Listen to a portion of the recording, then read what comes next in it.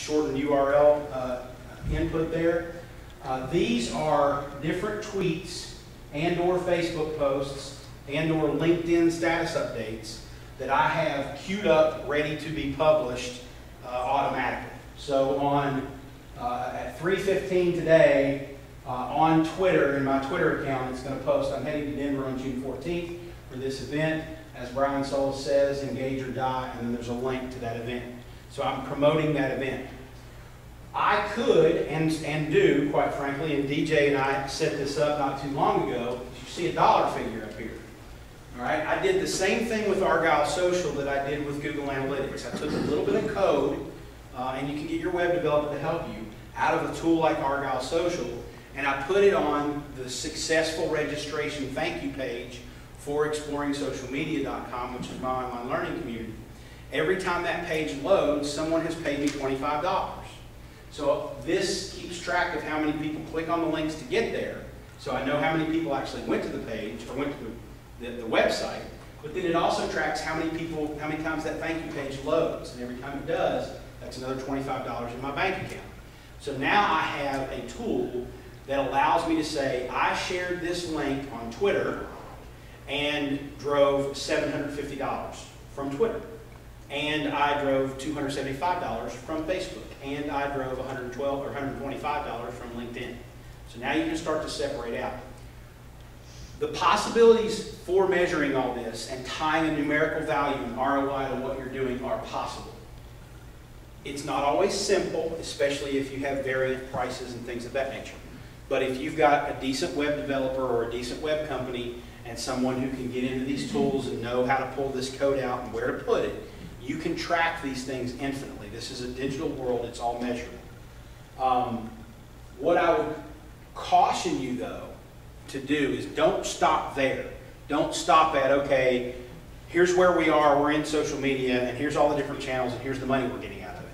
Use that data to optimize and become more efficient with what you're doing. You know what? We've shared, oh wow. We've shared links on LinkedIn for 6 months, and we've only driven $250 in sales. You know what? Maybe LinkedIn is not real productive for you. Maybe you can adjust the time commitment that you're putting into that. Maybe if you're using a tool like Argyle Social and it's just an extra click to share on LinkedIn, maybe it's not a problem to keep doing it and you're getting a little tiny bit out of it, so keep doing it. But you can start to look at the metrics over time, track and trend. 1 month's worth of analytics doesn't do me a bit of good. It doesn't tell me anything. I need to see 6, 9, 12 months worth of analytics so I can say, okay, what did you start doing then? Because that number went up. Or that number went down. Or you're trending downward. We need to change something. I'm not sure what it is yet, but let's look inside the numbers and see what we need to change. Analytics are only as good as your analysis of them. And you can't analyze 1 month and get a whole lot of information out of it. Can I chime in real quick? Yeah. So, who uses third-party registration vendor? Show me handers. Everybody? Anybody not use a third-party registration vendor? So that adds a little bit of level of complication, right? Because they're not actually registering on our website; they're registering on Experience website.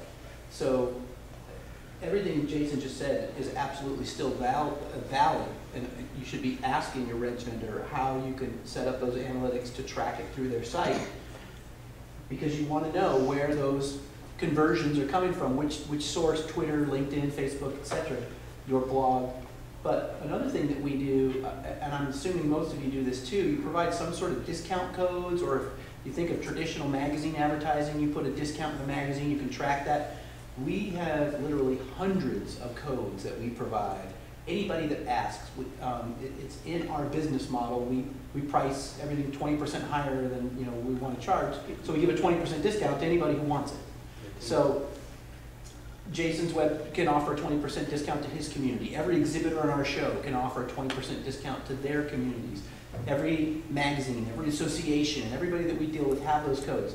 So we can track that easily, set it up with our reg vendor, and we can track which of those codes are effective. And now, that's something that we've always tried to do with magazines in the past, but it's always been a little bit more difficult to do.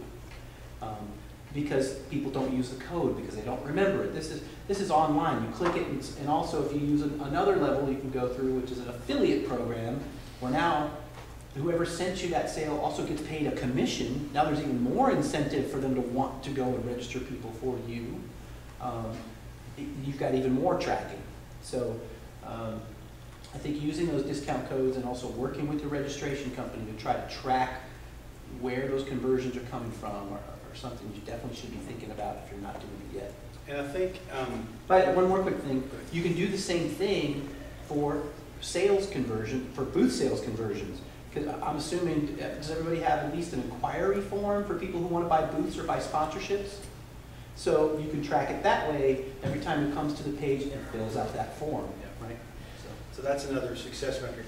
Keep in mind too, you can get really, really granular with all this stuff, but ultimately at the end of the day, if all you really care about is bottom line registrations, then don't go crazy with the finesse here. Well, yeah, one other just little thing, because we're talking about this conversion, that I learned from a really smart internet marketing guy who's also a social media guy, his name's Derek Halpern. We were talking about him last night.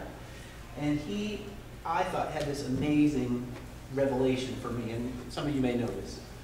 So if you have a form, you have some place on your website you want people to go, if you want them to register, you want them to fill out, subscribe to your email newsletter, whatever it may be, put an arrow pointing to that thing, and people will do it. Your conversion rate will go up substantially by having an arrow pointing them where you want them to go.